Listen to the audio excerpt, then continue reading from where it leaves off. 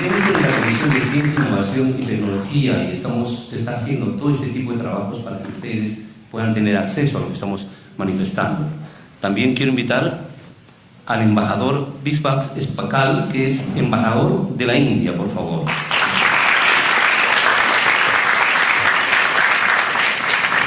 Y de repente lo conocen al señor Hassan Iqbal. A ver, el representante del país. Y el señor Li Xiu Liu Li, que es el representante de una empresa muy importante que nos permite que nos comuniquemos, Huawei.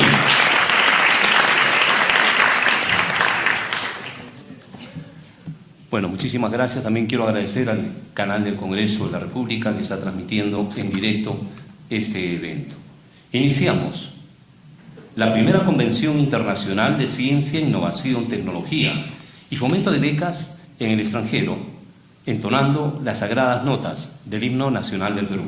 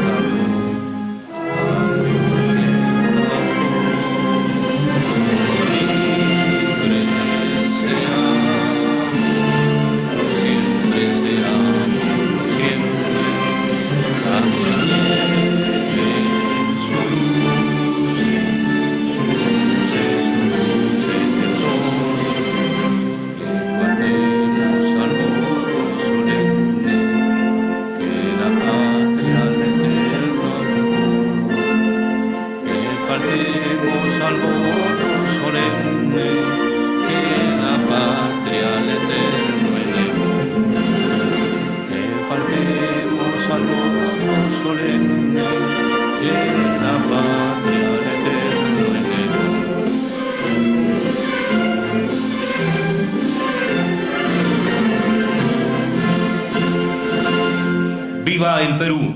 ¡Viva! El objetivo de este evento es impulsar, promover el desarrollo de la cultura científica en la juventud peruana y despertar el interés por la consecución, por la continuación de sus estudios en el extranjero, que sería lo más maravilloso. Vamos a recibir ahora las palabras del presidente de la Comisión de Ciencia, Innovación y Tecnología del Congreso, el congresista Carlos Javier Ceballos Madariaga. Lo recibimos con fuertes aplausos.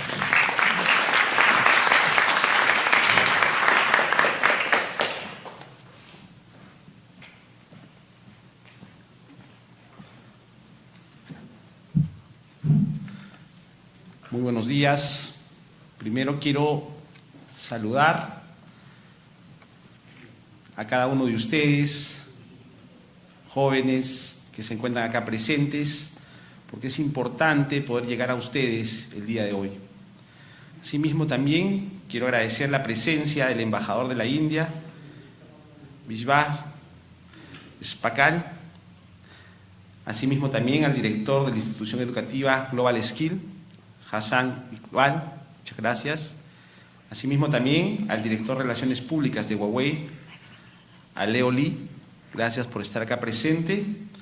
Tenemos funcionarios acá presentes, asimismo a cada uno de los que se encuentran acá, diferentes docentes, diferentes catedráticos de universidades que se encuentran acá presentes, agradecer su presencia. Y este evento es para nosotros muy importante en el Congreso de la República, y como presidente de la Comisión de Ciencia, Innovación y Tecnología del Congreso de la República, quiero indicarles de que para nosotros es un reto poder cada vez estar llegando más con ciencia, innovación y tecnología, sobre todo a los jóvenes, a los colegios, a las universidades, porque es ahí donde nosotros tenemos que iniciar el cambio en nuestro país. La ciencia, la innovación y la tecnología es muy importante y es una ciencia tan transversal que pasa por los diferentes sectores, por los diferentes ministerios que hoy tenemos en el país.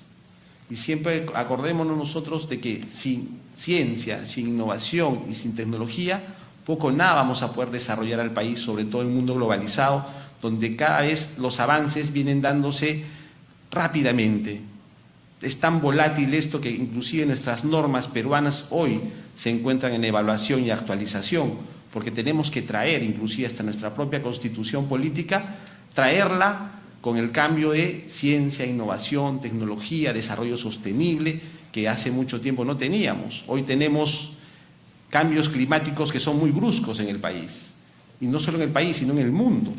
Por eso que hemos traído el día de hoy diferentes exposiciones que van a llegar a ustedes con la finalidad de que ustedes también tomen de repente conciencia, de que nos ayuden a sensibilizar de todo lo que viene trayendo los efectos producto del cambio climático. Y que tenemos que trabajar, sobre todo nosotros siempre desde la Comisión de Ciencia, Innovación y Tecnología, impulsar el tema del cuidado del medio ambiente, el tema del agua, ¿no? Hablemos de la huella hídrica. ¿Cuánto necesitamos, por ejemplo, nosotros, si ustedes de repente sepan, para poder fabricar un celular? Un celular por lo menos se necesitan 2.000 litros de agua para poder llegar a un celular. Para tener una taza de café en la mesa se necesitan 200 litros de agua. Y esa es la trazabilidad, y la trazabilidad es la secuencia que viene teniendo durante todo su proceso para poder lograr llegar a la mesa o a sus manos, su misma ropa. O sea, para todo necesitamos agua.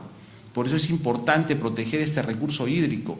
Hoy no tenemos en la Constitución Política un artículo que vaya en defensa de los recursos hídricos, del agua. Por eso es que también estamos impulsando desde la Comisión de Ciencia, Innovación y Tecnología de que se incluya en la Constitución Política el agua como un recurso sustentable y sostenible. Ambas cosas al mismo tiempo que van a ayudar de que este recurso sea protegido por el Estado peruano. Porque no podemos seguir teniendo cuencas contaminadas, lagunas contaminadas. Nuestro lago Titicaca, yo soy de la región de Puno, nuestro lago Titicaca se encuentra contaminado. No solamente producto del tema de la minería, sino también producto de nosotros los humanos, porque hacemos uso a veces de manera desmedida de los residuos sólidos.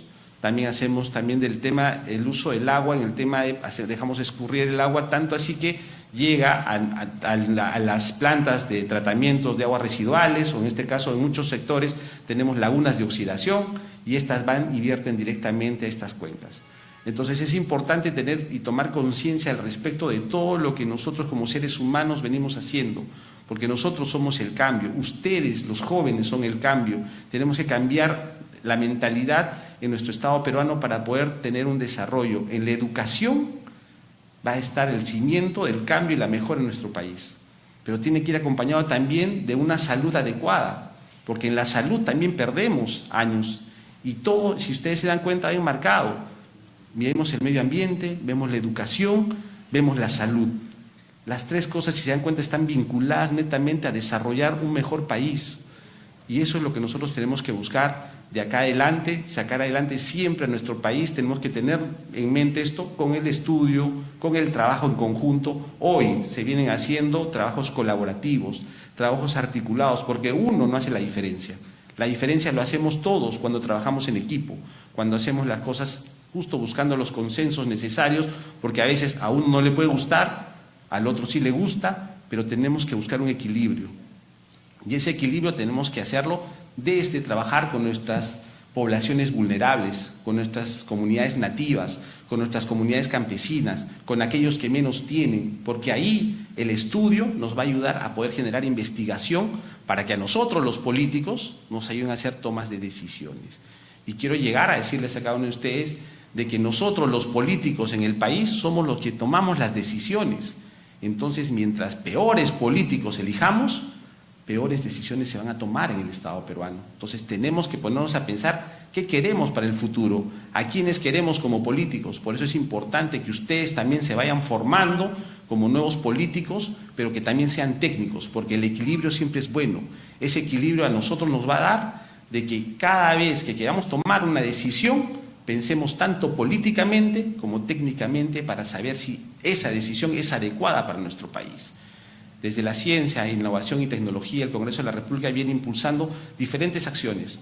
Una de ellas es la inteligencia artificial. Ya se ha promovido la primera ley de inteligencia artificial para traer inversión al país. Pero también necesitamos regular la inteligencia artificial, porque es una herramienta muy importante que nos va a traer a nosotros mucho desarrollo, nos va a traer mucho emprendimiento, nos va a traer mejoras sustantivas, pero también hay personas que las malusan y esas personas tenemos que empezar a decirle de que no. Acá en el Perú tenemos normas regulatorias para el uso de la inteligencia artificial, pero que tampoco podemos hacer normas rígidas que ahuyenten el uso o que ahuyenten las inversiones o inclusive al que los proponga. Entonces, en ese sentido, tenemos que hacer un trabajo arduo, conjunto, para poder lograr de que la inteligencia artificial llegue al país de una manera correcta y que lo usemos de manera correcta y que también nos sirva para desarrollarnos como país. Hoy se nos vienen proyectos importantes como el puerto de Chancay. El puerto de Chancay, cuando empiece a funcionar, va a tener una tecnología donde ya nos explicarán acá los señores de Huawei, quienes están trabajando al respecto, que va a ser una tecnología beneficiosa para el país.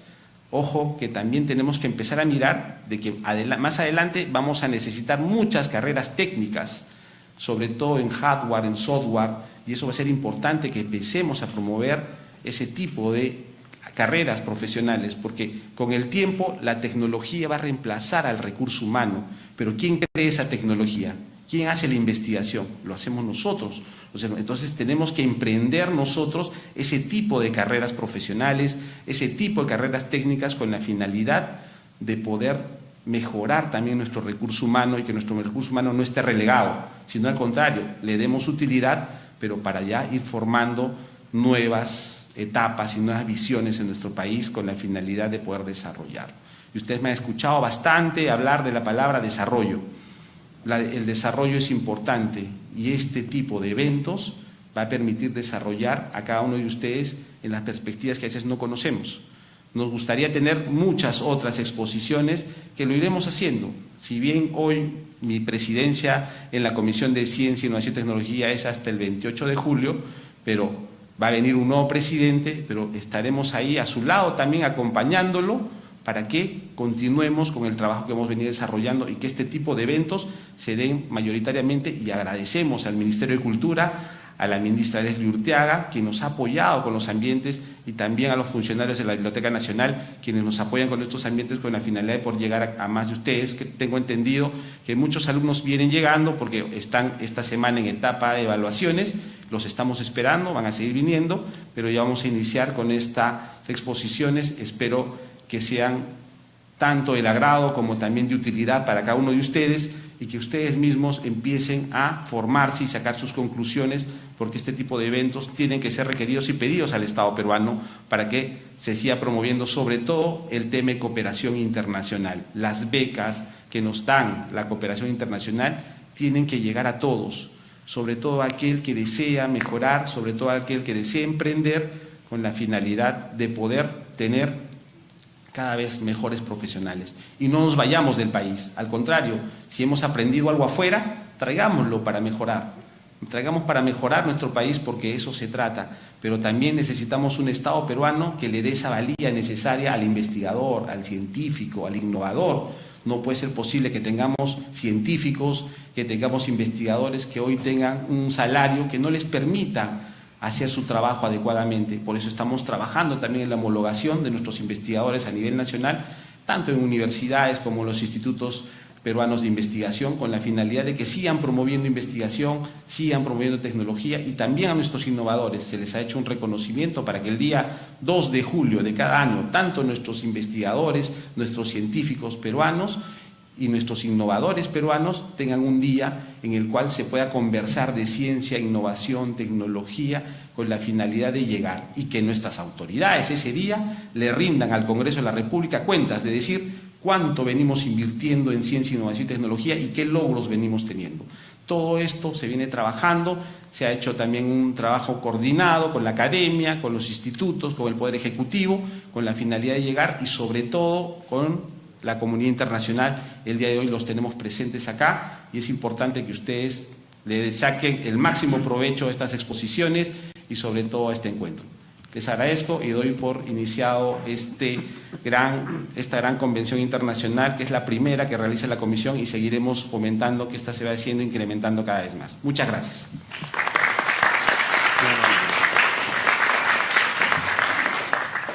Acto seguido vamos a invitar al Centro de Investigaciones Científicas, Sociales y Tecnológicas del Perú, CICTEM.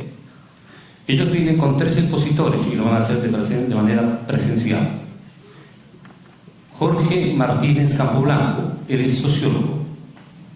Está la doctora Yvonne Harvey y está el magíster Gonzalo Luna. El tema que van a disertar es ética digital e inteligencia. Los invitamos, por favor. Muchas gracias.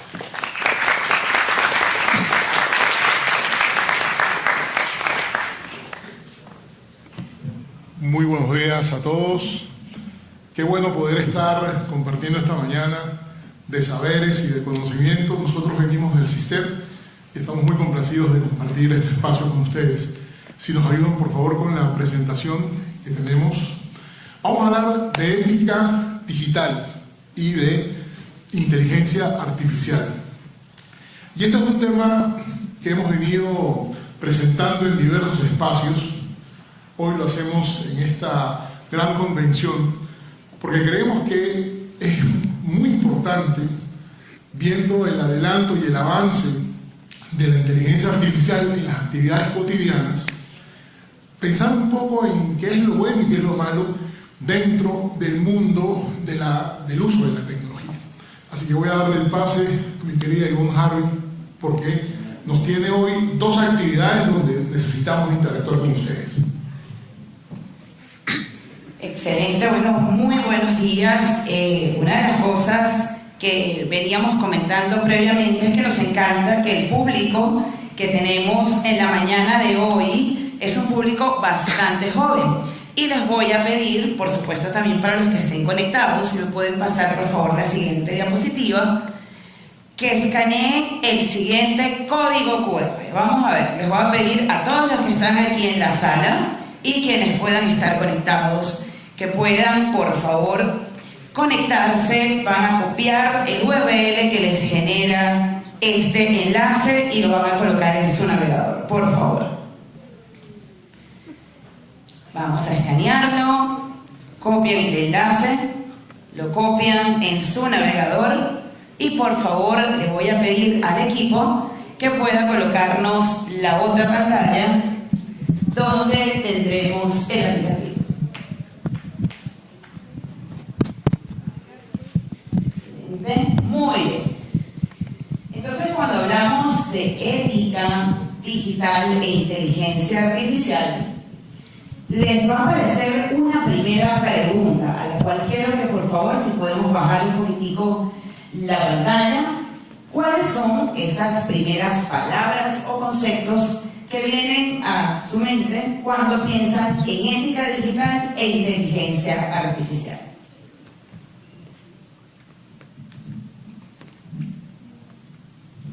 Vamos a dar unos minutos para que puedan, si pudieran por favor bajar un poquitico para ir viendo la nube de palabras,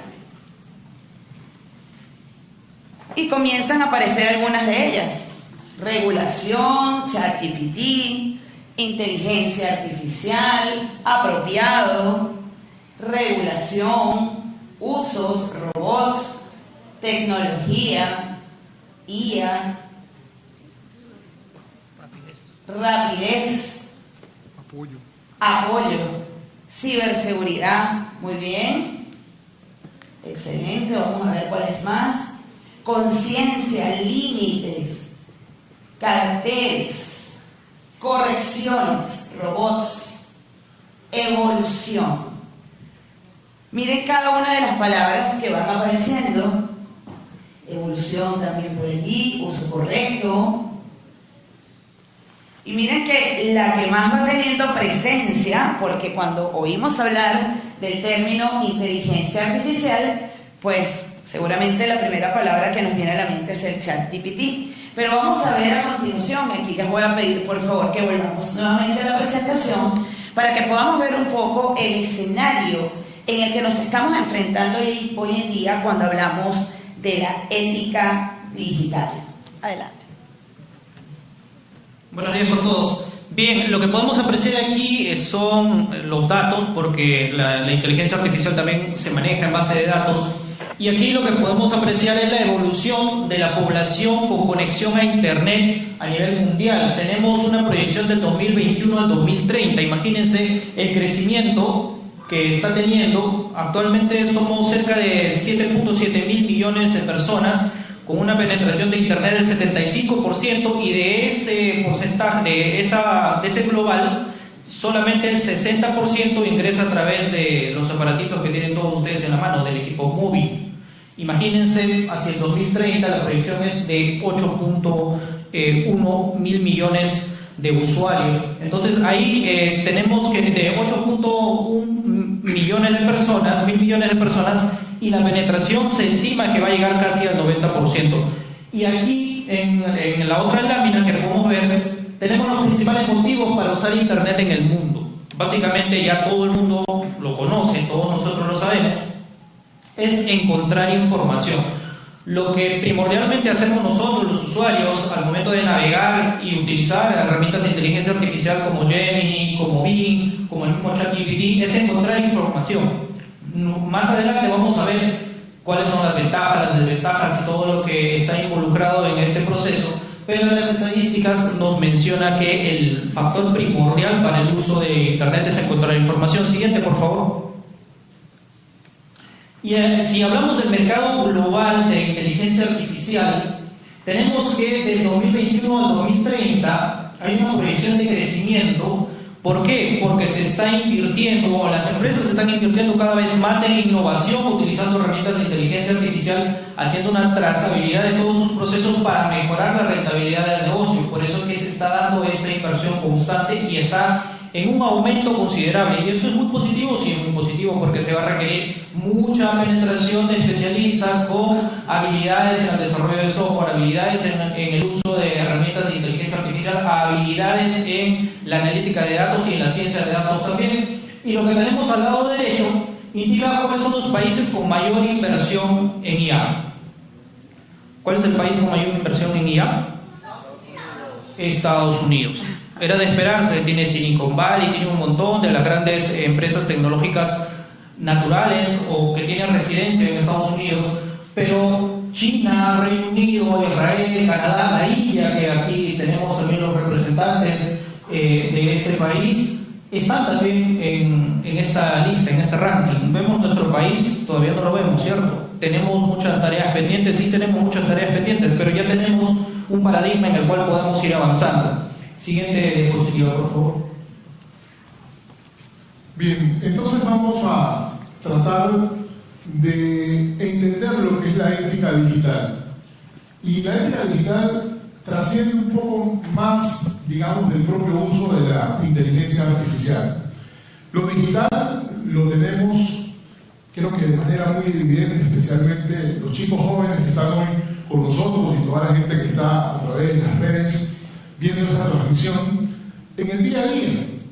En el Perú hay tanta gente como teléfonos celulares y todos los días, de alguna forma, nosotros estamos mediados, nuestras acciones, actividades están mediadas por el uso del celular. Con el celular compramos una entrada al cine, ubicamos un mapa, estudiamos, trabajamos, ¿no? Vemos entretenimiento, y eso significa de que hay algunas, digamos, reglas de juego implícitas que deben estar. Y cuando nos referimos a la ética digital, son los principios que van a guiar nuestras acciones en el mundo digital. ¿Qué es lo ético? Lo ético es el eterno debate entre hacer las cosas bien o hacer las cosas mal. Ahora, ¿cómo definimos qué es lo bueno y qué es lo malo? Pues a través de nuestra educación, de nuestra cultura, costumbres, lo que aprendimos en la casa, lo que aprendimos en la escuela.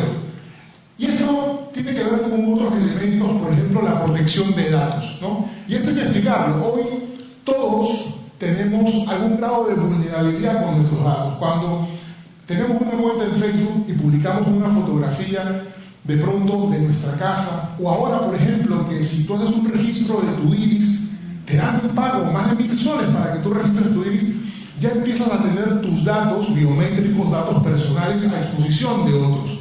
Y luego la inteligencia artificial nos va a tomar, y en todos los casos no precisamente es una acción buena y podemos exponer nuestra integridad.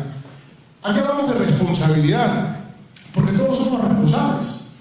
Al estar en un evento que lo propicia el Congreso de la República, es un evento que tiene unas implicaciones interesantes porque es una manera en que el Estado aborda esta problemática, pero también las empresas, pero también los usuarios. Cada uno de nosotros tiene una responsabilidad en lo que representa el mundo digital. Siguiente, por favor. Entonces, tenemos que hablar, entre otras cosas, también de la dignidad humana. Porque, ¿qué ocurre? Por ejemplo, con la legislación que acaba de ser aprobada en Europa. Una legislación que todos, el planeta entero tenía mucha expectativa. Cuando una cámara está en un parque, en una zona pública, e identifique el rostro de cualquiera de nosotros, ya eso no va a poder seguir ocurriendo. Todos los que trabajamos en temas de seguridad estamos con expectativas, ¿no? Cámaras inteligentes que van a poder ver y registrar a todas las personas que se mueven en una zona determinada para prevenir temas de seguridad ciudadana, de terrorismo, qué sé yo. Ahora eso ya no se va a poder hacer, por lo menos en la legislación europea, porque se protegen los datos, biométricos. Entonces, de la dignidad, porque hay un tema que tiene que ver con nuestros derechos fundamentales, que están en la Constitución, y que la inteligencia artificial no los puede vulnerar de ninguna manera. Y vean ustedes este enlace que hacemos con el impacto en el medio ambiente, porque en nuestra labor docente y lo que hacemos desde el sistema, a veces nos encontramos con personas que creen que la tecnología no es contaminante, ¿no? Y nuestro buen amigo el congresista Ceballos hablaba de unos datos que son impactantes en el uso de la tecnología y el impacto que tiene en los recursos, por ejemplo, hídricos. Siguiente, por favor. Entonces entramos a una dimensión de desafíos. Siguiente, por favor. Por ejemplo, ¿cuáles son los desafíos en relación a la ética digital? Aquí no solo se trata de un tema de protección de los datos que ya existen, que son muchos, sino también hay un ejercicio de la reducción de brechas. Es decir, hoy en el Perú el 75% de los peruanos nos conectamos a Internet todos los días, pero ¿qué pasa con ese otro 25%? ¿Cómo generamos contenidos? ¿Cómo generamos conectividad? ¿Cómo le damos seguridad? El uso responsable de los datos y la información. Y yo doy un paso adelante. Datos, información y conocimiento. Y hay que entender la diferencia que hay entre estos tres niveles. Datos es el número de personas que estamos en esta sala. Información, quiénes son hombres, quiénes son mujeres. Conocimiento, cuántas personas están hoy en la sala, por ejemplo, mujeres, tienen interés en ir a una beca a la India. Vean ustedes la transformación. Y las inteligencias artificiales hoy están trabajando en poder procesar esos datos en información y obtener un conocimiento de valor. ¿Por qué? ¿Se acuerdan ustedes hace 10 años qué es lo que aprendíamos en las maestrías? ¿Se acuerdan, chicos? La información es poder. Hoy el conocimiento es más fuerte que la información. Hay que proteger las vulnerabilidades digitales. Y en un país con tanta desigualdad social, eso nos tiene que llamar la atención profundamente. Impulsar la ciudadanía digital, que es más que votar, es tener una vocería, una participación permanente y tener un uso correcto de la inteligencia artificial. Y cuando nos han invitado a las mesas para poder colaborar en esta ley que se quiere impulsar, ¿qué es lo que hemos impuesto sobre la mesa, estimado congresista? Que la inteligencia artificial vaya a favor del desarrollo de nuestro país. Siguiente, por favor. Entonces, ya hemos mezclado estos conceptos. Siguiente, por favor. Y ahora vamos a ver algunos ejemplos. Ya ustedes conocerán a este personaje, ¿correcto? Más que nosotros, ¿no? Bueno, al inicio, bueno, el año pasado fue casi para el fin, exacto, casi para fines del año pasado, que se hizo una canción viral con este personaje, y el personaje en un grupo, un canal de WhatsApp que tiene, negaba ese éxito de esta canción, el éxito de esta canción. ¿Por qué? Porque había sido creada por un mezclador en el ciberespacio y lo subió a las plataformas digitales, se reprodujo sin su autorización. Ahí estamos viendo el tema de derechos de autor. Esta canción, bueno, se llama Nostalgia, no lo busquen ahora, búsquenlo después de la exposición, y la van a encontrar y van a darse cuenta que es idéntico. O sea, ustedes pueden decir, no, qué canción tan genial que ha hecho este cantante puertorriqueño, pero no fue realizado por él, y él mismo lo negó. Aquí ya tenemos un factor en el cual la inteligencia artificial está presente en la música. O sea, ahora puedes tú utilizar cualquier programa, inclusive de los artistas que ya fallecieron, traerlos a la vida y hacer una mezcla. Imagínense, no sé, a Rafael, o imagínense a Leonardo Fabio cantando reggaetón, por ejemplo, o una canción de reggaetón en la entonación de Leonardo Fabio. O sea, puede pasar con una inteligencia artificial. Siguiente, por favor. Siguiente. Bueno, mientras avanzan las diapositivas, también tenemos el tema de los influenciadores. ¿Ustedes han escuchado de Aitana López? Ya, después la buscan en Instagram. Van a darse cuenta que ese personaje es 100%, un influencer 100% creado por inteligencia artificial. No existe, no es real, no es como nosotros, no es de carne y hueso. También tenemos a Maya Lima, que también es otra influencer artificial, es digital, pero la producción de esta empresa Clueless, que es la que Clueless.ai, que es la que crea estos personajes, han elaborado una narrativa para envolver a todos los usuarios con la finalidad de seguir sus patrones de comportamiento, seguir las recomendaciones que hacen, igual como seguimos nosotros a nuestros personajes o ídolos favoritos. Y todo eso se da en este marco, ¿no? El impacto que va a tener. Aquí tenemos que ver qué tan beneficioso va a ser para la comunidad nuestra seguir a estos influencers sin saber si son realidad o sin saber si lo que ellos dicen va de acuerdo a nuestros patrones de comportamiento. Todas estas acciones y estas actividades también van a tener que en algún momento ser observadas o en su momento también reguladas. Siguiente, por favor. ¿Qué responderían a esta pregunta? ¿Conectarías tu cerebro a una máquina? ¿Han escuchado de la neurotecnología? Sí.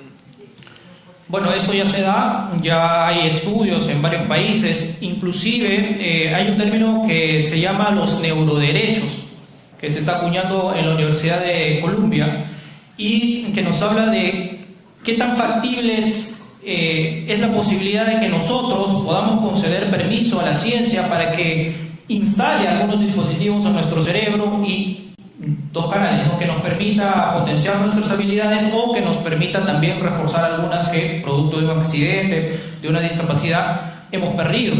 Aquí también hay el tema de los datos personales. Imagínense que si instalamos un chip y que lo ha hecho a través de Neuralink e Elon Musk con su empresa que también está haciendo este tipo de procedimientos, que accedan a información privada. ¿Dónde está la protección de los datos personales? Esto puede pasar, ¿ok? Con este tipo de situaciones. Siguiente, por favor.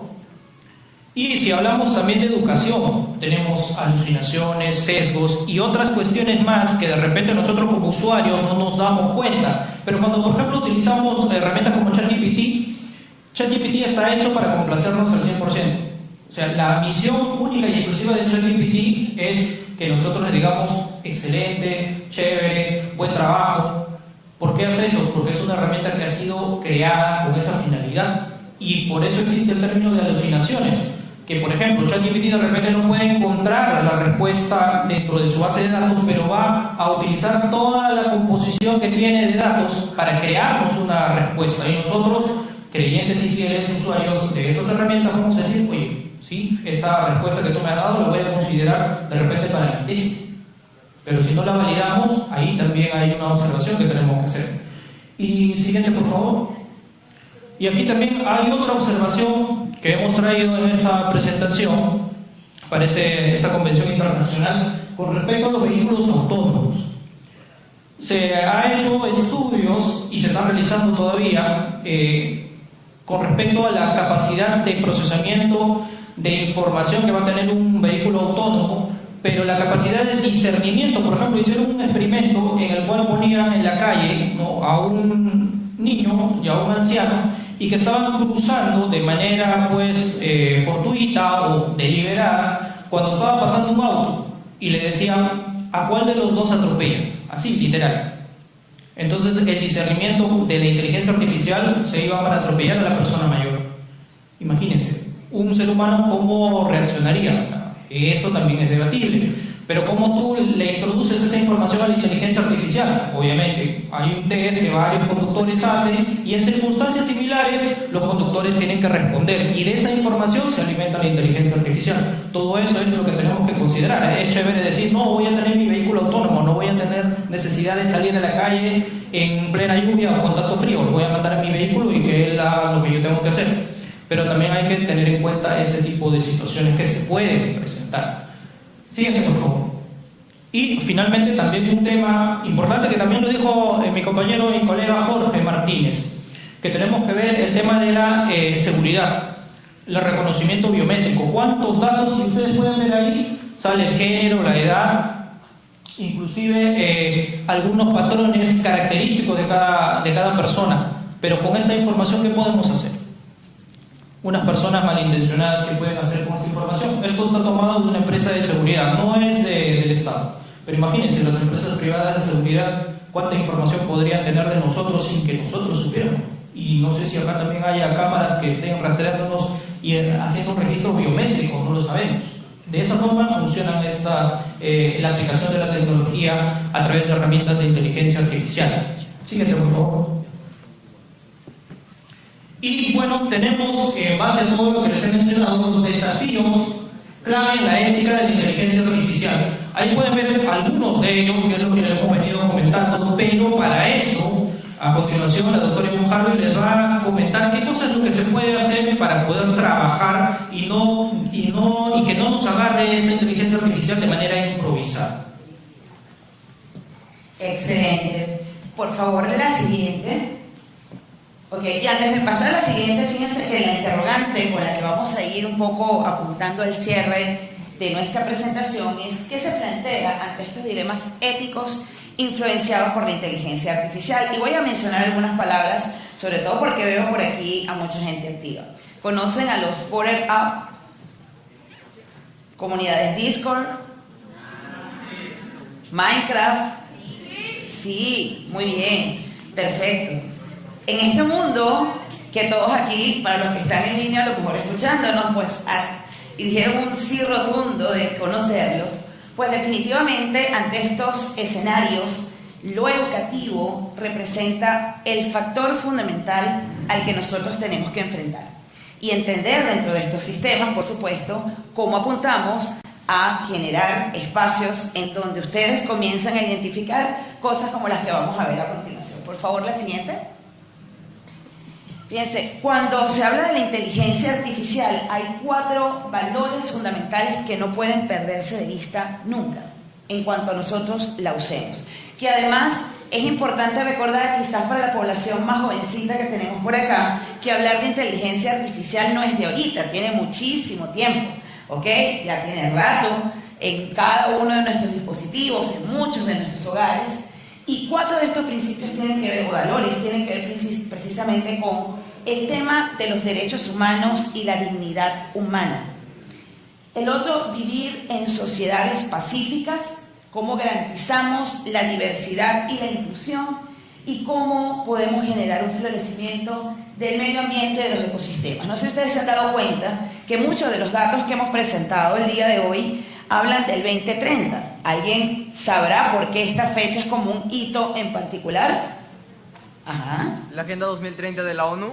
La Agenda 2030 de la ONU con sus 17 Objetivos de Desarrollo Sostenible. Pero les comento que ya de cara a la Agenda 2050, la meta principal de la Agenda 2050 tiene que ver precisamente con cómo logramos minimizar la huella de carbono. Y por supuesto, entendiendo que lamentablemente, aunque querramos, no creo que lleguemos a alcanzar todos los indicadores establecidos, porque ciertamente la pandemia generó un cambio importante en ese sentido. Pero más allá de eso, cuando hablamos, por ejemplo, del impacto ambiental, y que en la presentación anterior lo expresó claramente, todo el desarrollo de la inteligencia artificial también ha incrementado todo el proceso de calentamiento, porque necesitamos ese concepto de la nube que tenemos allí. Y les pregunto a los que estamos aquí presentes, ¿cuántas fotos tienen guardadas en su celular? En números. Podemos hablar hasta de 10.000, 12.000, 13.000, no les digo el mío porque se van a asustar. Es decir, estamos utilizando el tema de la nube como una fuente ágil en la que ya no tenemos el uso del lápiz, papel y todo aquello. Pero esto también genera un proceso importante de cómo mantenemos esos servidores, cómo mantenemos esa nube disponible las 24 horas del día, los 7 días de la semana, los 365 días del año. Y esto, por supuesto, está generando unos altos niveles de calentamiento global. Entonces, en ese sentido, ¿qué vamos a hacer cuando vemos estos 4 valores que todavía siguen siendo deudas pendientes y que no solo es un tema de inteligencia artificial? Y aquí quiero hacer una invitación particular que tiene que ver precisamente con que hay un principio fundamental que tiene que ver con la beneficencia, y es cómo podemos usarla para hacer el bien. Y allí la labor de cómo hacemos el bien no es de la IA, sino es de cada uno de nosotros. La siguiente, por favor.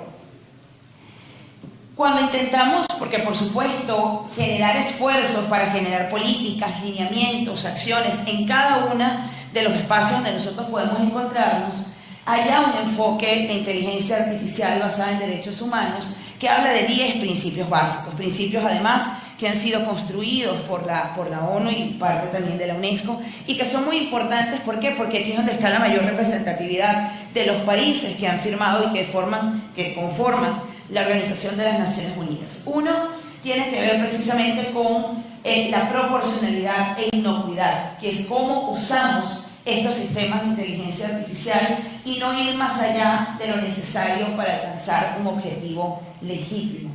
Es decir, evaluar los riesgos que puede representar. Y estas son grandes discusiones que al día de hoy se están llevando a cabo. ¿Por qué? Porque podemos generar muchos beneficios, pero también se comienzan a incrementar los riesgos. Entonces, cuando hablamos un poco de la ética, es cómo queremos actuar nosotros. Al fin y al cabo, es una decisión. Tenemos el segundo principio, que tiene que ver con la seguridad y la protección, que es un factor importantísimo, y que allí creo que es donde todavía nosotros tenemos que seguir generando leyes, reglamentos, que más allá de regular, garanticen que nosotros nos sintamos cómodas utilizando las tecnologías. Adelante, por favor. Tenemos el derecho a la intimidad y la protección de datos. Desde el momento que usted sale de su celular, que es su dispositivo más inmediato, cualquier información deja de ser suya. Aquí el tema es, ¿estamos conscientes de qué tipo de información estamos compartiendo? Hay una frase que les quiero regalar para que siempre recuerden. Somos lo que publicamos, y estamos dejando una traza en nuestra historia. Aunque seamos muy chiquititos, aunque seamos más adultos, estamos generando una identidad digital que tenemos que aprender a cuidar. Y por supuesto, temas como la gobernanza y la colaboración, porque este no es un trabajo que se hace de manera aislada, tiene que ser con un enfoque interdisciplinario y con un enfoque colaborativo. La responsabilidad y la rendición de cuentas ante cada una de las acciones que puedan generarse. La transparencia y explicabilidad, por supuesto, porque tenemos que lograr que esa data sea cuando digo del consumo público, pero con las reservas, por supuesto, que tiene que hacerse. Mucha gente, por ejemplo, con el uso de las redes sociales, se queja de lo que se publica. Pero, por ejemplo, ¿quiénes que están aquí tienen redes sociales? ¿Sabían que como menores de edad ustedes no deberían tener redes sociales? Ahí hay un dato, ahí perdimos el caso. Muy bien, por favor, las siguientes. Y por último, lo que tiene que ver con temas como supervisión, la sostenibilidad, la sensibilización y la educación, y por supuesto el principio de equidad y no discriminación. Y ante esto voy a pedirles por favor la siguiente. Vamos con la siguiente, por favor. Por supuesto, no es necesario mencionar que todos estos espacios ya desde este contexto se han venido trabajando, y parte de estas iniciativas de estar aquí hoy compartiendo con ustedes, pues es parte de este esfuerzo de la Comisión de Ciencia, Innovación y Tecnología del Congreso de la República del Perú, y por supuesto agradecidos con nuestros congresistas. Por favor, la siguiente. Quiero que volvamos a escanear el código y ya para cerrar, porque hay una última pregunta a la cual quiero que por favor podamos acceder. Estamos en vivo, un segundito, ya vamos a culminar para que podamos tener la presentación del resto. Muy bien, por favor, podemos pasar a la lámina de la herramienta. Muy bien. Para los que quieran, ya tienen aquí la presentación para que puedan descargarla, pero vamos a una última pregunta, por favor. Ahí está. Y es, después de esta pequeña discusión, ¿qué acciones o cambios consideran necesarios para asegurar un uso ético? ¿Qué cosas harían cada uno de ustedes para asegurar que puedan tener un uso adecuado de esta inteligencia artificial? Vamos a colocar allí palabras, frases que puedan salir de qué podemos hacer para mejorar o accionar con la inteligencia artificial. Responsabilidad aparece nuevamente, regulación y educación, publicar de manera prudente, excelente. Ahí vamos a tenerlo abierto un ratito más. Y bueno, por último, podemos bajar un segundito, por favor. ¿Qué nos ha parecido esta presentación? Y allí tienen acceso, por supuesto, a la página web de CISTEP y a las redes sociales de estos servidores que hemos estado el día de hoy. Muchísimas gracias por acompañarnos en este espacio. Muchísimas gracias. Yo voy a aprobar. Muchísimas gracias. Por favor. Vamos a continuar. Ahora nos vamos a ir hasta el lugar. Tenemos al señor Mauro Ríos, Inteligencia Artificial, Conceptos, Capacidades y Perspectiva en la Educación. Luego va a estar el señor Mauricio Guillén, que es de la Asociación Nacional de Científicos del Perú, y va a invitarlos para los muchachos que tengan el deseo de estar en esta institución y ser los futuros científicos. Vamos a ver cuál es la crisis real de nuestra tierra. Anunciamos al señor Mauro Ríos de Uruguay, Inteligencia Artificial, Conceptos, Capacidades y Perspectiva en la Educación. Adelante, por favor.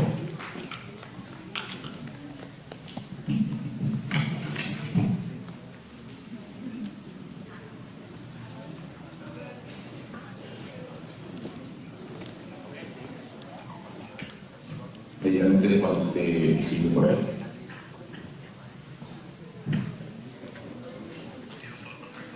Muy bien. Primero que nada, por supuesto, agradecer al Congreso de la República del Perú y, por supuesto, a la Comisión de Ciencia y Tecnología por la invitación a participar de esta convención. Muchísimas gracias. Espero aportar un poquito un granito de arena, como decimos por aquí. Hay una temática vinculada, en este caso, al concepto de la capacidad de la inteligencia artificial y la perspectiva enfocada en la educación. Me gusta comenzar con algunas aclaraciones. Primero, todas las imágenes que vamos a ver en la presentación han sido generadas exclusivamente con la inteligencia artificial. Nada de lo que ustedes van a ver es real, se diseñó específicamente para la presentación. Muy bien, comencemos con las definiciones, que es algo que es importante, empezar a comprender los conceptos claros de lo que es la inteligencia artificial. La inteligencia artificial es el campo de la ciencia informática dedicado a dotar a los automatismos de software características que simulan las capacidades cognitivas del ser humano. Eso es la inteligencia artificial. Si ustedes buscan, googlean, como se suele decir en internet, inteligencia artificial, van a encontrar muchas descripciones de las capacidades de lo que hace, pero muy pocas definiciones. Entonces me gusta comenzar con una definición para tener claro qué es lo que hace. Entonces, de apariencia inteligente, ¿por qué de apariencia inteligente? La inteligencia artificial simula muy bien la cognición humana, pero no nos olvidemos que no piensa, no razona, no siente emociones, no tiene sentido común ni sentido del humor, y de hecho, la propia inteligencia artificial no tiene la menor idea del significado real de las cosas que nos responde o la información que nos presenta o de lo que produce. ¿Por qué? Porque justamente no tiene capacidad cognitiva de razonamiento y de entendimiento.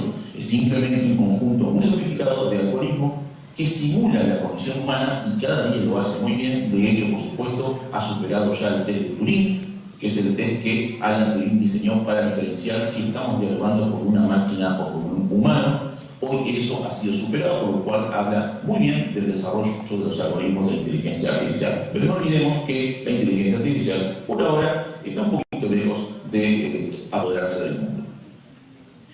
Recordemos que un algoritmo no es un razonamiento ni un sentimiento. Las redes neuronales, que son parte de los diseños de los modelos de entrenamiento de la inteligencia artificial, obviamente procuran y pretenden limitar la capacidad cognitiva del cerebro humano para lo que es la memoria y la toma de decisiones, pero sigue siendo una imitación muy buena y cada vez mejor, afortunadamente. Una diferencia que me gusta hacer es cómo memoriza o cómo entendemos qué es la memoria de la IA y cómo es la memoria de los humanos. Aquí hay una gran diferencia. Primero, la IA recuerda basada en información almacenada, lo que puede ser el concepto de la memoria absoluta o completa.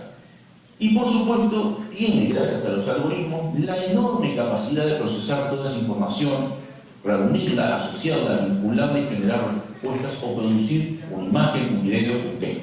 En el caso de los seres humanos, la memoria funciona muy distinta. Nosotros tenemos memoria dinámica, tenemos varios tipos de memoria, como puede ser la memoria económica, que es la auditiva, la memoria icónica, que es la visual, la memoria olfativa, la memoria áptica y demás.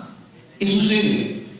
El ser humano no memoriza con memoria absoluta, no recordamos, es decir, no almacenamos toda la información de un suceso, de un hecho, de algo que leemos o de algo que vemos. Fragmentamos la información en varias memorias y de varias maneras. De hecho, la ciencia todavía no explica muchas cosas de cómo reconstruimos los blancos, como se suele decir. Cómo el cerebro reconstruye la falta de información que hay respecto, por ejemplo, a recordar un evento o un suceso. Hagan un experimento. 2 personas, 3 personas, 10 personas presencian en el mismo momento, desde el mismo lugar, incluso desde el mismo punto de vista, un suceso. Si les piden que lo recuerden, la descripción que van a hacer esas personas es sutilmente diferente. ¿Por qué? Justamente porque la memoria del ser humano funciona muy distinta a lo que es la memoria de la IA. La IA tiene memoria fundamentada en almacenamiento de información, por lo cual se puede considerar absoluta. Otro ejercicio que pueden hacer, por ejemplo, en materia de lenguaje. Yo puedo dialogar con la inteligencia artificial, ya sea de forma hablada o de forma de chatbot, y puedo pedirle que hable de la manera que yo entienda necesaria. Puedo pedirle a la IA que hable como un niño, que hable con un niño de determinada edad, que hable con un niño con determinada edad y determinadas capacidades cognitivas, que hable como, obviamente, cualquier género, que hable en profundidad científica, o más o menos en profundidad científica, o que me hable en un fardo, o que me hable como si yo fuera un propio niño de 5 o 12 años. La inteligencia artificial se adapta absolutamente a todo. Y puede incluso responderme en el idioma que yo quiera. Es más, yo puedo estar dialogando en tiempo real con la inteligencia artificial y yo cambiar de idioma, y la inteligencia artificial me va a responder en el idioma que yo le estoy hablando. ¿Qué implica esto? Implica información almacenada. La inteligencia artificial no tiene problemas en cambiar el nivel de lenguaje con el cual me está hablando a mí, por ejemplo. Yo, si tuviera que hablar de manera técnica, tengo que hacer un proceso mental, cognitivo, para buscar la terminología, para buscar la conjugación de verbos, para referirme a los términos de forma correcta y demás. Ahora bien, desde el punto de vista de la inteligencia artificial no tiene este problema. Puede hablar cualquier lenguaje, puede hablar con el nivel científico o lunfardo o con un niño instantáneamente. Nosotros tendríamos que hacer un esfuerzo. Imagínense ustedes profesionales de cualquiera de las carreras que se les ocurra, un ingeniero, un carpintero, un panadero, un arquitecto, un abogado. Si yo le pido a cualquiera de estos profesionales que hable con una persona que no es de su profesión, va a tener que utilizar un lenguaje de menor tecnicismo. Ese esfuerzo que nosotros hacemos no lo tiene que hacer la guía, lo hace automáticamente. Entonces, pasemos a ver cómo entrenan las inteligencias artificiales. La inteligencia artificial carece de procesos cognitivos en el entrenamiento. Está basado en datos y en el perfeccionamiento de los algoritmos funcionan los ciclos de entrenamiento que va recibiendo la inteligencia artificial.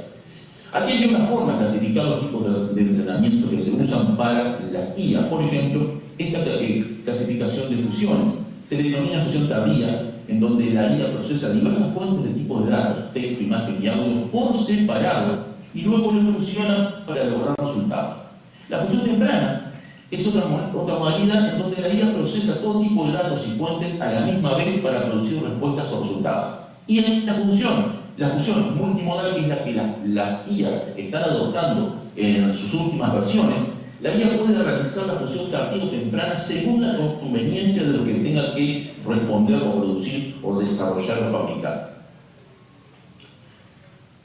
Me han preguntado muchas veces cuál es la mejor IA. Bueno, es muy difícil de hacer una respuesta. Podemos hablar de popularidad. Sin duda que ChatGPT debe ser sin duda la más popular de todas las IA. Ahora, ¿es la mejor? Es difícil saberlo. Ahora bien, aquí tenemos un gráfico con 4 test que se les hace a la IA para determinar sus capacidades de imitación cognitiva y su capacidad respecto a la información y corrección de las respuestas. Tenemos un test que se llama MMDU, que son 16.000 preguntas de cultura general. 16.000 preguntas de cultura general. Como ven ahí, todas las IAs que han sido evaluadas en este test, que son el GPT-4o, que es la última que ha lanzado OpenAI, GPT-4T, GPT-4, Cloud 3, Opus, Gemini Pro 1.5, Gemini Ultra 1 y Llama 3. Todas estas IAs puntúan muy parecidas. Después tenemos GPQA, que son 448 preguntas de posgrado. Y ahí sí tenemos algunas diferencias. Después tenemos las preguntas de matemática y después tenemos lo que se llama el Human Library. El Human Library son 164 desafíos de programación. ¿Qué quiere decir eso? Se le dice a la inteligencia artificial que desarrolle un programa de computadora, software, o sea, debe escribir código fuente en un lenguaje determinado para resolver determinada situación o problema y debe generar un software que resuelva lo que se le plantea. En este caso, las diferencias también tienen alguna variación, pero si ustedes se fijan, son muy similares, muy parecidas. Ahora bien, ¿hay alguna de estas IA que podemos decir que se destaca en algo y supera claramente a las demás? Sí. La última versión de GPT-4o, que viene de Omnipresente, GPT-4o supera en este test. Este test es muy particular. Se llama Middle Identity Stack. Traduzcámoslo a un fardo o al español. Quiere decir, es como buscar la boca en el pajar. ¿Qué pretende este test? Este test busca evaluar que la inteligencia artificial puede mantener la consistencia y el foco de conversación por determinado tiempo, en un diálogo constante. ¿Qué es lo que pasó acá? Evidentemente acá GPT-4o ha superado a las demás con creces. Logra mantener la coherencia y el foco de atención cuando yo dialogo sobre un tema durante muchísimo más tiempo que lo hacían sus predecesores. No solo eso, ya el GPT-4 logra otra cosa que es fantástica y es el tiempo de respuesta que tiene cuando yo le hago una pregunta se mide con en milisegundos, casi a la misma velocidad que una persona real. Esto, como ustedes saben, cuando dialogan con un chatbot o incluso con audio, ven que la inteligencia artificial no responde instantáneamente, o en el concepto romántico de instantáneo. Bueno, ya GPT-4 tiene esta capacidad. Es muy difícil diferenciar los tiempos respecto a lo que lo hace un ser humano real. Pasemos a los desafíos que la IA nos impone o nos interroga respecto a la inteligencia artificial. Por supuesto, hay miles. Vamos a ver algunos que he seleccionado me parecen relevantes. Uno es el currículum que atiende la modernidad líquida, el currículum educativo. ¿Qué es lo que sucede? Esto de la modernidad líquida surge allá hace mucho tiempo cuando Seymour Bauman define en que estamos viviendo una realidad que es movible, adaptable y dinámica. Entonces, esto provoca impactos en todo el ámbito social y, por supuesto, la educación no escapa a ello. Entre otras cosas, por ejemplo, podemos fundamentalmente decir, por ejemplo, que los niños que ingresan hoy a la escuela, a primaria, van a ingresar al mercado laboral luego de la universidad en una carrera, en una profesión que no existía cuando empezaron a estudiar. De eso se trata. Ahora, estos tiempos cada vez se acortan más. Eso quiere decir que incluso una persona que inicia una carrera, una profesión, abogacía, ingeniería, lo que ustedes quieran, arquitectura, inicia una profesión, cuando egrese va a tener que haber mutado muchas veces y adaptándose muchas veces a cómo la propia profesión va evolucionando en tan poco tiempo, de 3, 4, 5, 6 años. Esto hace que las universidades tengan la obligación de dotar al estudiante ya no de los conocimientos simplemente duros de la profesión, sino dotarlos de herramientas que le permitan esta capacidad de adaptación, esta capacidad de reconvertirse a medida que van estudiando, porque van a ingresar a un mercado laboral que les va a exigir esta dinámica y esta capacidad de adaptarse a lo que la profesión es en el momento que ingresan y no lo que fue cuando comenzaron. Otro desafío que tienen las universidades y la educación en general es lo que se denomina el efecto Google, que fue por allá determinado en el 2011. ¿Qué es el efecto Google que descubrieron estos investigadores? Ahí tienen sus nombres: Sparrow de la Universidad de Columbia, James New de la Universidad de Wisconsin y Werner de la Universidad de Harvard. Estos investigadores determinaron que el ser humano se estaba haciendo cada vez más perezoso y vago. ¿Por qué? Porque Google lo sabía todo. Entonces, esto interrogó mucho a la universidad en cuanto a los trabajos de grado, en cuanto a las investigaciones, en cuanto a las tesis, en donde Google lo sabía todo. Entonces, el esfuerzo de elaborar investigación se estaba volviendo cada vez más cómodo, más automatizado en función de lo que Google contestaba, que por supuesto no siempre era información correcta del todo o incluso equivocada. Este efecto está retomando fuerza con la IA. Porque hoy ya no es Google, es la IA. ChatGPT lo sabe todo. Entonces, otra vez estamos ante esto que nos interroga desde el punto de vista educativo, en donde los estudiantes cada vez están más perezosos, cada vez están más vagos, como decimos por aquí, en donde se sustentan mucho en lo que es la IA. ¿Eso está bien o está mal? Como instrumento y como herramienta, sin duda que la IA es muy valorada para el apoyo en la educación y para el apoyo de los investigadores. El tema es delimitar esas responsabilidad respecto a en cuánto fundamentamos lo que nos dice, nos hace, nos produce la IA y en cuánto está el esfuerzo del investigador en aunar y cohesionar todo ese conocimiento y esa información. Un tercer desafío que a mí me interesa muchísimo, de hecho acabo de escribir hace muy poquito un paper que lo pueden encontrar en internet, está publicado, sobre lo que es la teoría de la Internet muerta. ¿Qué es la teoría de la Internet muerta? Bueno, la teoría de la Internet muerta la tenemos ahí explicada en muy poquitas palabras, pero digamos que para los que no quieren investigar mucho, equipararla con los terraplanistas. Si no tiene absolutamente ningún fundamento científico ni datos que lo sustenten. Pero hay una teoría fantástica y muy divertida que da lugar seguramente a alguna película en el futuro, que dice que Internet murió en el 2016. ¿Por qué dicen estos teóricos que murió en el 2016? Porque ellos creen que en el 2016 los bots y los automatismos se apoderaron de Internet. Eso quiere decir que todo el contenido que está en Internet ya lo generan muy pocos seres humanos y todo se genera en una suerte de matrix de falsedad y de fake data y demás. Es más, han acusado a influencers de ser en realidad avatares y de personalidades del mundo y líderes políticos de ser avatares realmente. Bueno, esta es la teoría. Ahora, ¿hay algún tipo de fundamento para esto? Sí, hay datos que no sustentan este disparate, pero sí sustentan otro hecho muy real. Y es la noticia que tienen ustedes ahí a la derecha, y les voy a compartir aquí datos. ¿Qué es real que podemos extraer de lo que dicen estos disparatados teóricos? Bueno, se sustenta sobre parte de estos datos, que estos datos sí son reales. En el 2022, el 47.4% del tráfico de datos en Internet se atribuyó a bots, contra un 42.3% en el 2021. Casi el 30% se trató de bots maliciosos. Por ejemplo, en Twitter se estima que el 20% de los usuarios son en realidad bots, son en realidad avatares, inteligencias artificiales. En TikTok, y esto dicho por el propio Mark Zuckerberg cuando rindió cuentas a fin de año para el 2023, declaró que en TikTok, por ejemplo, había 30% de las publicaciones que eran sugerencias de la IA. ¿Qué quiere decir esto? Y es que cuando yo voy a hacer una publicación, la IA me sugiere cómo armar esa publicación, de hecho me sugiere contenido, y los usuarios lo que están haciendo es darle a aceptar. Es decir, no están elaborando contenido. El 30% del contenido en TikTok se genera por una IA y los usuarios le están diciendo, está correcto, publicarlo así como está. Publicarlo con el sugerencia. Y eso es contenido generado por una inteligencia artificial. Otros datos. Desafío 4. La IA está reemplazando los buscadores.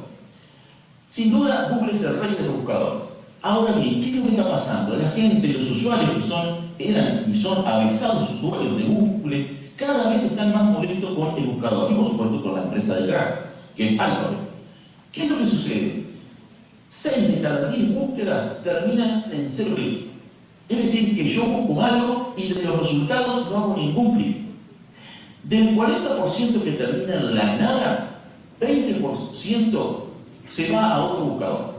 Es decir, no le gustó lo que Google le sugirió y prefiere utilizar otro buscador, de los que no hacen clic. Pero hay un 40% que no sigue buscando, ni siquiera en otro buscador. De los que hacen clic, el 70% son a resultados orgánicos no pagos.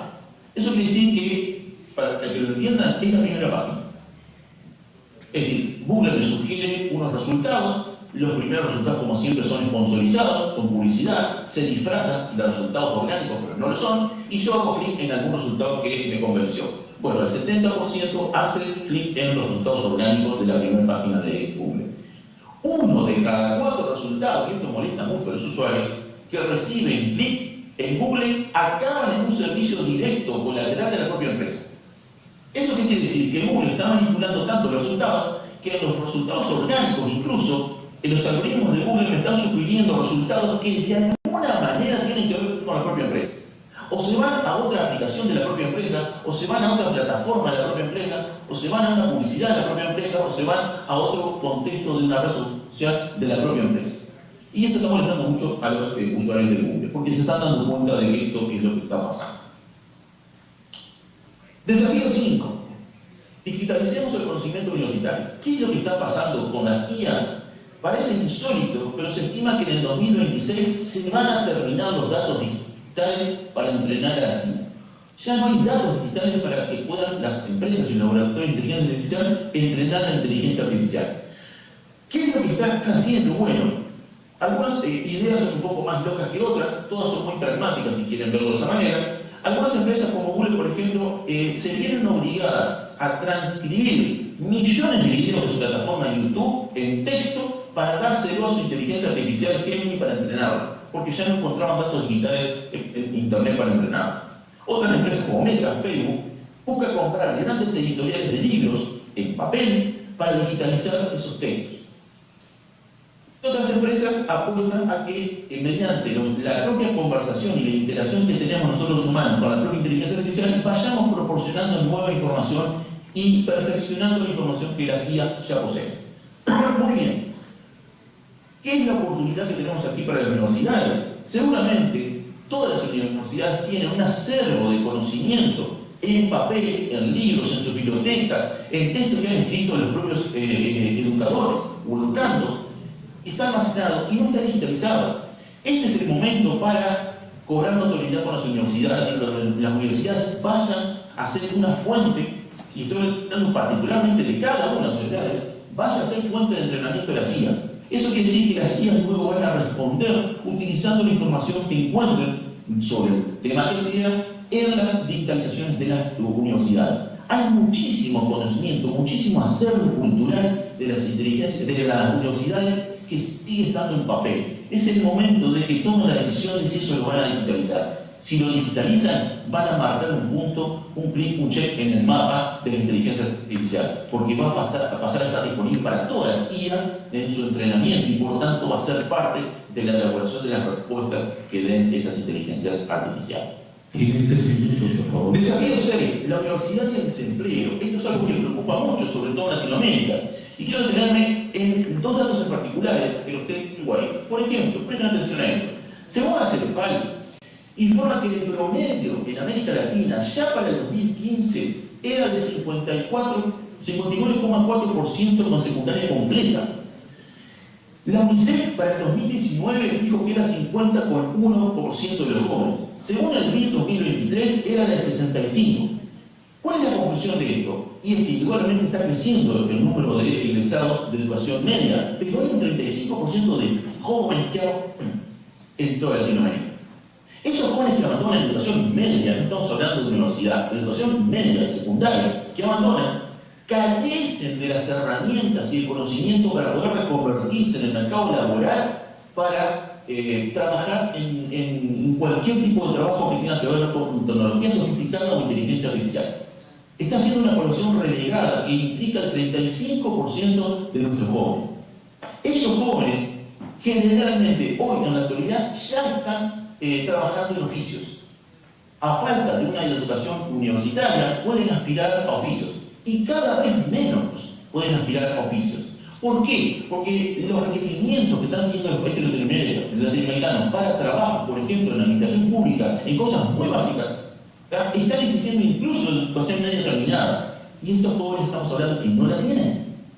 Entonces ahí la educación media tiene un compromiso para volver a presentarlos al sistema y luego la universidad para volver a prepararlos. Una de las preguntas que nos cabe es, ¿tenemos tiempo de rescatar esta generación? ¿Hay tiempo para que esta generación se reinserte al sistema educativo y pueda hacer una carrera universitaria y pueda egresar? ¿Hay tiempo? Es una pregunta que queda en el aire. La IA como herramienta. Bueno, vamos a ver algunas aplicaciones prácticas que la inteligencia artificial está dando que hablar. Aquí tenemos dos casos de personas.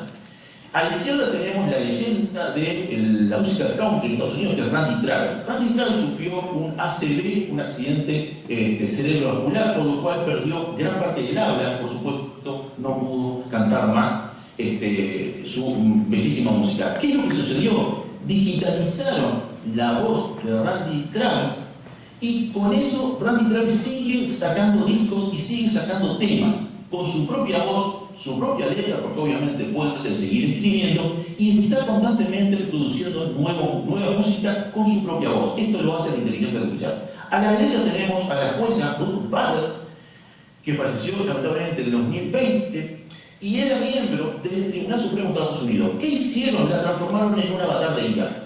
Digitalizaron todos los dictámenes, todas las exposiciones, todos los alegatos y todos los escritos que encontraron de esta jueza y hoy es una fuente de consulta y eso lo hace una IA basado exclusivamente en lo que esta jueza dijo, o dictaminó, juzgó, hizo un alegato, una argumentación y demás. Acá tenemos algo un poco más lúdico. Tenemos arriba actores que fueron reemplazados por inteligencia artificial en su momento por distintas razones.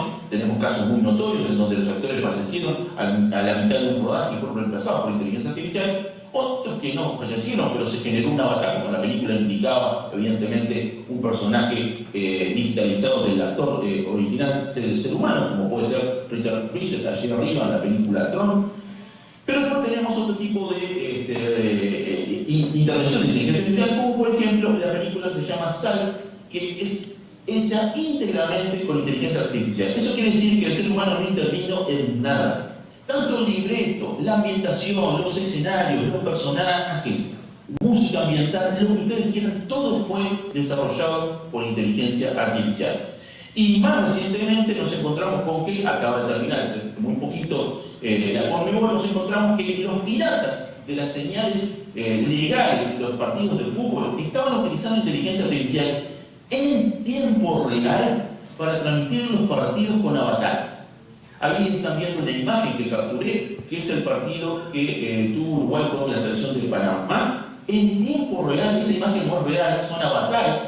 Cuando hacen acercamientos parece que estoy viendo el videojuego de FIFA, son avatares. Pero lo que sorprendió es que la inteligencia artificial estaba detrás de esto y no era simplemente estas reproducciones de avatares digitales que ya hemos visto en anteriores campeonatos de fútbol, donde se usaban, por ejemplo, para hacer las repeticiones de las posiciones adelantadas, un foul, una jugada y demás. No. Esto era tiempo real. Eso quiere decir que si yo ponía la transmisión real y ponía esta transmisión, sucedía exactamente a la misma vez. Ya estamos en tiempo, por favor. ¿Cómo no? Vamos a terminar. Muy bien. Aquí tenemos otro ejemplo de inteligencia artificial. Esto es una agencia que vende avatares. Ninguna de esas personas que ustedes están viendo ahí existe. Les doy un libreto, les doy un argumento, lo que sea, y esas personas actúan para mí una publicidad o incluso hasta una película. Aquí tenemos un CEO de la empresa NetDragon de videojuegos que fue reemplazada por Tangyu, que es una guía de inteligencia artificial. Una vez que el CEO, que Tangyu asume como CEO de esta empresa, las acciones crecen un 10% y por supuesto la empresa está encantado con su nuevo jefe. Debajo tenemos una empresa que se llama Large Language Model, que Luminas, que adopta el LLM para generar una inteligencia artificial que negocia contratos por mí. Es decir, yo le doy los insumos, qué es lo que quiero obtener, y la inteligencia artificial negocia contratos por la persona. Sesgos, y para ir cerrando sesgos en la inteligencia artificial. ¿Es culpa de la IA? Bueno, la IA tiene la gran capacidad de relacionar datos y vincular información para generar una respuesta. No nos olvidemos que esos datos son nuestros, se los proporcionó las personas, los seres humanos, vienen de fuentes de las personas. La IA no las generó, por lo cual, cuando elabora una respuesta basada en esos datos, queda pendiente la responsabilidad que podemos atribuirle tanto a la IA como a quienes entrenaron a la inteligencia artificial.